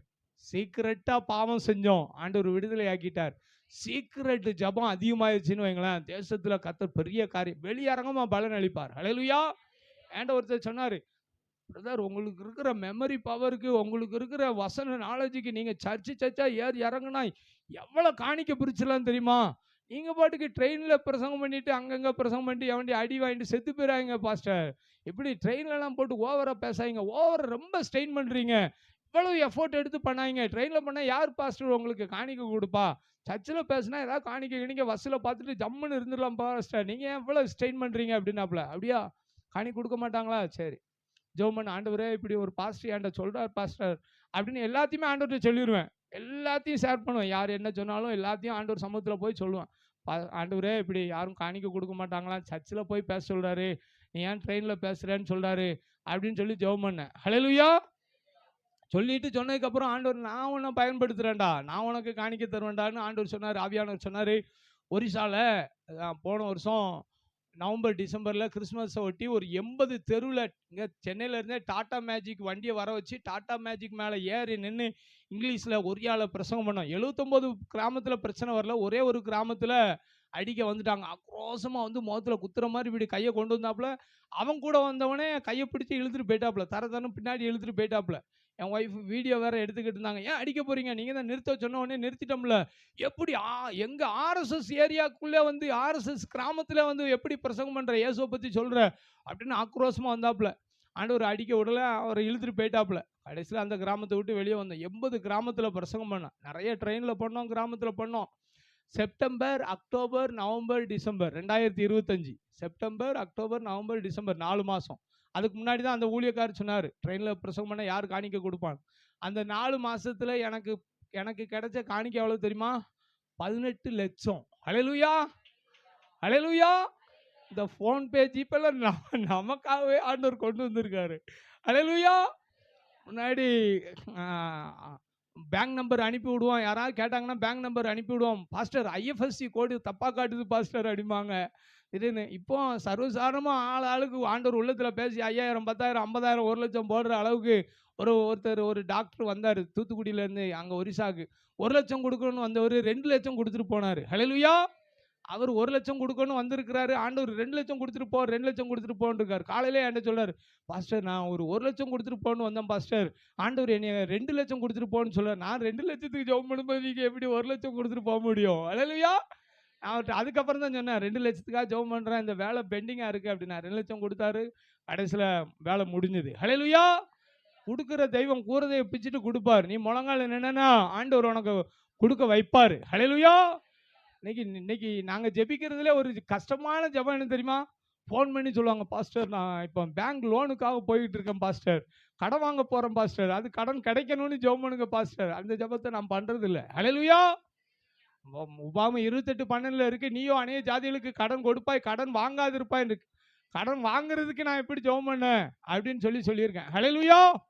ஸோ ஆண்டவருடைய சமூகத்தில் உங்க கையை இப்படி வச்சுட்டீங்கன்னா ஆண்டவர் உங்க கையை இப்படி திருப்பிடுவார். இதான் ஜெபம். உங்க கையை, if your hand is a hand of prayer, your hand will turn into a hand of blessing. உங்க கரத்தை அப்படியே ஆசீர்வாதமான கரமா மாத்திடுவார். ஹல்லேலூயா. சொன்னல, ஆண்டவர் எனக்கு நான் நடந்து போய் ஊழியம் செஞ்சேன், சைக்கிளை கொடுத்தார். சைக்கிளில் போய் ஊழியம் செஞ்சேன், பைக்கை கொடுத்தார். பைக்கு எங்கள் அம்மா அப்பா ஒரிசால வந்து டிவிஎஸ் ஜைவுன்னு பைக்கை வாங்கி கொடுத்தாங்க. பைக் ஆண்டவர் ஒரு ஊழியக்கார்ட்ட கொடுக்க சொன்னார், கொடுத்துட்டு பஸ்ஸில் வந்தேன். ஹல்லேலூயா. அடுத்து ஆண்டவர் மாருதி காரை கொடுத்தார். மாருதி காரை அவர்கிட்ட கொடுத்துட்டு வந்தேன். அடுத்து ஆண்டவர் இண்டிகோ காரை கொடுத்தாரு. ஹல்லேலூயா. அடுத்து சுமோ விக்டா, இண்டிகோ காரையும் இன்னொரு ஊழியக்காரை காமிச்சு அவர்கிட்ட கொடுக்க சொன்னார், கொடுத்துட்டு வந்தேன். அடுத்து சுமோ விக்டான்னு ஒரு காரை கொடுத்தாரு. ஹல்லேலூயா. ஊழியத்துக்கு போயிட்டு வரும்போது ஆண்டவர் லேப்டாப்பு 3 நாள் கன்வென்ஷன் ஒரிசால முடிச்சுட்டு ஆட்டோவில் ஏறினேன். ஆண்டவர் சொல்றாரு, நீ லேப்டாப்பை கொடுத்துட்டு போ. லேப்டாப்பில் தான் என் மினிஸ்ட்ரி வீடியோ ஃபோட்டோ எல்லாம் இருக்கு ஆண்டவரே அப்படிங்கிறேன். லேப்டாப்பை கொடுத்துட்டு போப்பா, என்கிட்ட இருக்கு, எல்லாம் நான் ரெக்கார்ட் பண்ணி வச்சிருக்கேன். கொடுத்துட்டு போனார், கொடுத்துட்டு வந்துட்டேன். ஹல்லேலூயா. கொடுக்குற தெய்வம் கூரையை பிச்சுட்டு கொடுக்கும். கொடுக்க கொடுக்க கர்த்தர் பல மடங்கு ஆண்டவர் ஆசீர்வதிச்சிருக்கிறார். ஹல்லேலூயா. ஒரு சென்ட் 1000 ரூபாய்க்கு 2008 வாங்கினேன் ஒரிசால. 62 சென்ட் 64,000க்கு. இப்போ ஒரு சென்ட் அதில் 3 லட்சம் ரூபா, இடம் மட்டுமே 1,80,00,000 ரூபா ஆச்சு. 2 மாடல வீட்டை கொடுத்துருக்கிறார். ஹல்லேலூயா. 4 சர்ச்சை கட்டி கொடுத்துருக்கிறார், 9 ஊழியக்காரங்களை கொடுத்துருக்கிறாரு, ஒரு 500 விசுவாசியை கொடுத்துருக்கிறாரு. ஆண்டவருக்காக சபை ஊழியத்தெல்லாம் அவங்கள பார்த்துக்கிட சொல்லிட்டு சுவிசேஷ களத்தில் இறங்கி சுவிசேஷத்தை அநேக இடங்களை அறிவிக்கிறோம். ஆண்டவர் தேவையெல்லாம் சந்திச்சுக்கிட்டே இருக்கிறாரு. ஒன்று முழங்கால மணிக்கணக்காக ஆண்டவர் சமூகத்தில் கையை வைத்து, ஆண்டவரே நீங்கள் தான்ப்பா என் தேவையை சந்திக்கணும். நினைக்கிறதற்கும் வேண்டிக் கொள்ளுகிறதற்கும் மிகவும் அதிகமாய் நமக்குள்ளே கிரியை செய்கிற வல்லமையின்படியே நமக்கு செய்ய வல்லவராகி அவருக்குன்னு இருக்கு. எபேசியர் 3:20. ஜெபிக்கிறதுக்கு மேலே, நினைக்கிறதுக்கு மேலே ஆண்டவர் கொடுக்கறதுக்கு அவர் ரெடியாக இருக்கிறார். நம்ம ஜெபிப்போம், செயல்படுவோம், ஆண்டவர் சமூகத்தில் அர்ப்பணிப்போம், ஆண்டவர் பெரிய காரியம் செய்வார். ஹல்லேலூயா. இவ்வளோ நேரம் நான் முழங்கால் போட்டேன், கொஞ்ச நேரம் நீங்கள் முழங்கால் போடுங்க. ஆண்டவருடைய சமூகத்தில் ஜெபிக்க போகிறோம். அதிக பிரசங்கியார் கொஞ்சம் நேரம் எடுத்துட்டேன் வரோம். சரி, இருந்தாலும் கர்த்தர் உங்களோட பேசியிருப்பாருன்னு கர்த்தருக்குள்ளே விசுவாசிக்கிறேன். எல்லாரும் முழங்கால் போடுங்க. முழங்கால் போட முடியாதவங்க எந்திரிச்சு நில்லுங்க. யாரையும் கட்டாயப்படுத்தி முழங்கால் போட விரும்பல.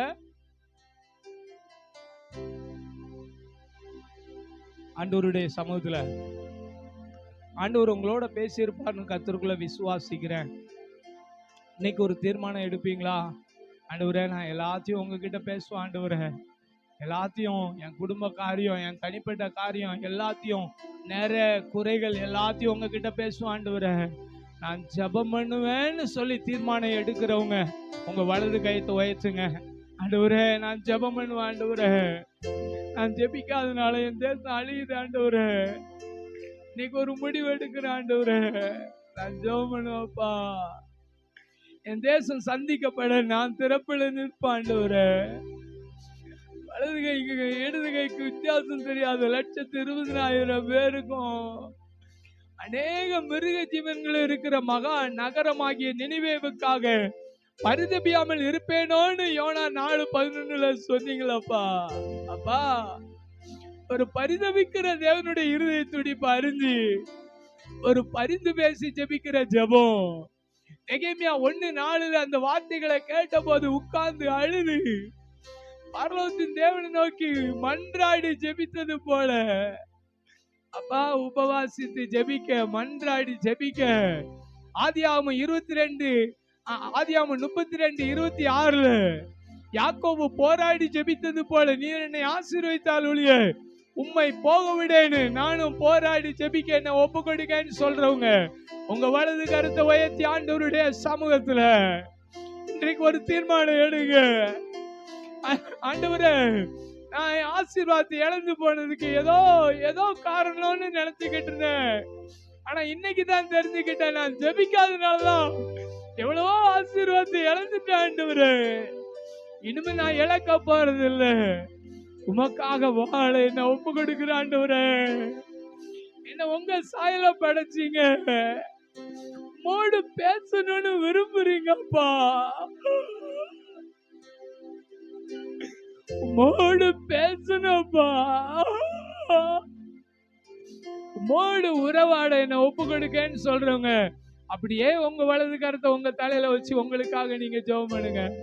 ஏசப்பா, அப்பா அப்பா அப்பா அப்பா, தேசம் அழியுது, தேசம் சந்திக்கப்படணுமே, நான் திறப்புல நிற்பப்பா. நான் மன்றாடுவேன், நான் பரிந்து பேசி ஜெபிப்பேன். ஒரு காணாம போல அந்த குழந்தைய தேடுகிற தாய போல பரிதவிக்கிற இருதயத்தை தாங்க. கலாத்தியர் 4:19 அப்போஸ்தலனாய் பவுல் சொன்னது போல, என் சிறு பிள்ளைகளே, கிறிஸ்து உங்களிடத்தில் உருவாகும் அளவும் மறுபடியும் உங்களுக்காக கற்ப வேதனைப்படுகிறேன்னு சொன்னது போல ஒரு கற்ப வேதனைப்பட்டு ஜெபிக்கிறோம். ஜெபபாரம் தாங்கப்பா, எனக்கு தாங்க அப்பா. ஜீவன் எல்லாம் எங்களும் என்ன ஜெப வீரனா மாத்திருங்கப்பா. எங்களை ஜெபிக்கிறவனா மாத்துங்க. Make me to be a man of prayer, O Lord. Make me to be a woman of prayer, O Lord. ஆண்டவருடைய சமத்துல கேளுங்க. அப்பா அப்பா அப்பா அப்பா அப்பா, நீங்க எவ்வளவு நல்லவரப்பா. சாகணும்னு போன என்ன வாழ வச்ச தெய்வம், என்ன பேர் சொல்லி அழைத்த தெய்வம், என்ன உள்ள கையில வரைஞ்சு வச்சிருக்கிற தெய்வம். ஆண்டவரே, 1 சாமுவேல் 16:7 நான் மனுஷன் பார்க்கிறபடி பாரு, மனுஷனோ முகத்தை பார்க்கிறான், கர்த்தரோ இருதயத்தை பார்க்கிறான்னு சொன்னீங்களப்பா. நான் இருதயத்துல இருந்து உம்மை கூப்பிடுவேன், இருதயத்துல இருந்து ஜெபம் பண்ணுவேன். அப்படியே உங்க வலது கையை உங்க இருதயத்துல வச்சு இருதயத்தை கொடுங்க. ஏசப்பா, என் இருதயத்துல வாங்க. ஏசப்பா, என்ன ஜெபிக்கிறவனா மாத்திருங்க. நான் ஜெபிக்கணும். ஒரு ஆத்ம பாரத்தை தாங்க. ஏனோ தானு ஜெபிக்க கூடாது, கருத்தா ஜெபிக்கணும் அப்பா. அந்த லூக்கா 18:7 அந்தபடியே இரவும் பகலும் கூப்பிடுகிறவர்களாகிய தம்மால் தெரிந்து கொள்ளப்பட்டவர்களுடைய விஷயத்தில் நீடிய பொறுமையுள்ளவர்களாயிருந்து அவர்களுக்கு நியாயம் செய்யாமல் இருப்பாரோ? சீக்கிரத்திலே அவர்களுக்கு நியாயம் செய்வார்னு சொல்லப்பட்டிருக்கப்பா. அப்பா அப்பா அப்பா அப்பா அப்பான்னு கூப்பிட்டுக்கிட்டே இருக்கணும். ஆவியில ஜெபிக்கணும்ப்பா. யூதா 1:20 சொன்னது போல பரிசுத்த ஆவிக்குள்ள ஜெபம் பண்ணணும். என் ஜெப வாழ்க்கை மாறணும்ப்பா. மாய்மாலமான ஜெபம் வேண்டாம். இருதயத்திலிருந்து ஜெபம் பண்ணணும்ப்பா. இருதயத்திலிருந்து உங்ககிட்ட பேசிக்கிட்டே இருக்கணும். எவ்வளவு நல்ல தெய்வம். இனிமே நான் ஒரு நாளும் சொல்ல மாட்டேன் எனக்கு யாருமே இல்லைன்னு. என்ன படைச்ச அப்பையா கூட இருக்கிறாரு, என்ன உள்ளங்கையில வரைஞ்சு வச்சிருக்கிற பரம தகப்பன் இருக்கிறாரு. அவரிடத்துல ஜெபிப்பேன். அர்ப்பணிங்க. அன்பின் பரலோக பிதாவே, நீர் பேசின வார்த்தைகளுக்காய் நன்றி. ஆவியானவர் ஆண்டவரே, முழங்காலில் நின்று வார்த்தையை கொடுக்க வைத்திர நன்றி. இவர்கள் இனி வர்ற நாட்கள்ல மணிக்கணக்காய் முழங்காலில் நிற்க தள்ளாடுகிற முழங்கால்களை கர்த்தர் பலப்படுத்துவீராக. காண்டாமிருகத்துக்கு ஒத்த பலனை கொடுப்பீராக. இவர்கள் ஜெபிக்கும் போது ஆண்டவரே ஸ்தோத்திரப்பா, தானியேல் ஆண்டவரே ஜெபம் பண்ண ஆரம்பிக்கும் போதே கட்டளை வெளிப்பட்டது போல நீ மிகவும் பிரியமானவன், ஆதலால் வேண்டிக் கொள்ள தொடங்கின போதே கட்டளை வெளிப்பட்டது. அதை அறிவிக்கும்படி வந்தேன்னு காபிரியல் தூதனை அனுப்பினேன்னு தானியேல் 9:22-23 வாசிக்கிறது போல ஜெபிக்க ஆரம்பிக்கும் போதே பதில் தாங்க. அற்புதம் செய்யும். நீங்க சொல்ல சொன்னதை அப்படி சொல்லி இருக்கிறேன். யோவான் 3:30 வசனத்தின்படி அவர் பெருகு நான் சிறு வேண்டும் என்று சொன்னது போல உம்மை உயர்த்தி என்னை தாழ்த்தி அர்ப்பணித்து ஜெபிக்கிறேன். இயேசு ரட்சகர் நாமத்தில் ஜெபிக்கிற நல்ல பிதாவே. ஆமென், ஆமென், ஆமென். Thank you so much. அல்லேலூயா. கரங்களை தட்டி கர்த்தரை ஸ்தோத்திரம் பண்ணுங்க பாப்போம். நல்லா கரங்களை தட்டி கர்த்தரை ஸ்தோத்திரம் பண்ணுங்க. நல்லா கரங்களை தட்டுங்க. அல்லேலூயா. நல்ல ஒரு அருமையான ஒரு ஆலோசனை இந்த நாளிலே செய்தியாக கர்த்தர் நமக்கு கொடுத்தார். ஆனபடியினாலே நம்ம எல்லாருமே ஜெப குறைவுகளாக தான் இருக்கிறோம்.